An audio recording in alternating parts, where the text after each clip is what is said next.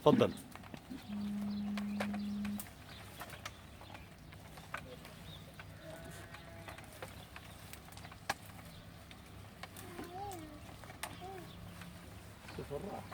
لا بعيد عنك.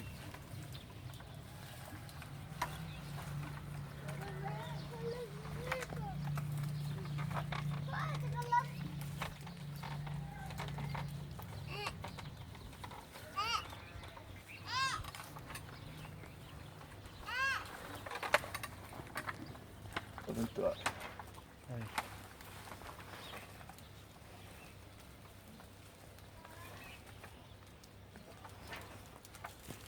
طلع في الزيتون.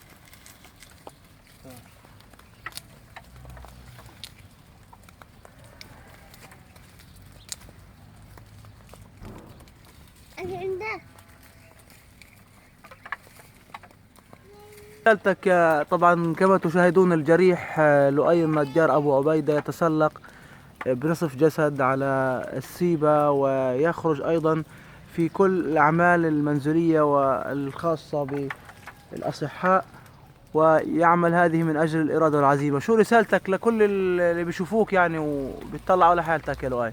صحيح، رسالتي للذين يروني ماذا أفعل، فعليهم أن الإرادة والعزيمة أكيد. أن هذه الإرادة والعزيمة لا تجعل الإنسان أن يقف يعني في حد معين. فالحمد لله يعني لي القدرة على فعل ما لا يفعله الصالح الأصحاء. فالحمد لله فبالعزيمة والإرادة. ايش بتعمل كل يوم انت مع اهلك؟ تملك كل الدنيا. ايش بتعمل كل يوم؟ تقدر تطلع السلم بسهولة عادي ويعني؟ الحمد لله بأفضل ما يكون، يعني بطلع وبنزل الحمد لله لكي يساعد الأهل في قطف ثمار الزيتون. والحمد لله كما ترون يعني هذه العزيمة والإرادة. لقد ايش صار معك انت طيب عشان نعرف للناس؟ صحيح أنا الحمد لله في حرب الفرقان، حرب 2008-2009 قدم اليهود قاموا بقصفي وإرسال صاروخ لدي، فمما أدى إلى بتر الساقين، اليمنى من تحت الركبة واليسرى من فوق الركبة. فبالإرادة الحمد لله دخلت في غيبوبة 25 يوم تقريبا. فالحمد لله ثم ذهبت إلى المملكة العربية السعودية لإجراء العمليات وتركيب أطراف. فبفضل الله قدرت أن أركب أطراف صناعية وعدت إلى الوطن الحمد لله، وشاركت الأهل كما كنت يعني بعزيمتي وبإرادتي. فهذه العزيمة والإرادة تمتلك في كل إنسان، عليه أن يستخدمها وألا يتقاعس في هذا الكون أو في هذه الحياة. وانت يا حج كأب يعني كيف بتشوف نشاطه ورجع زي ما كان؟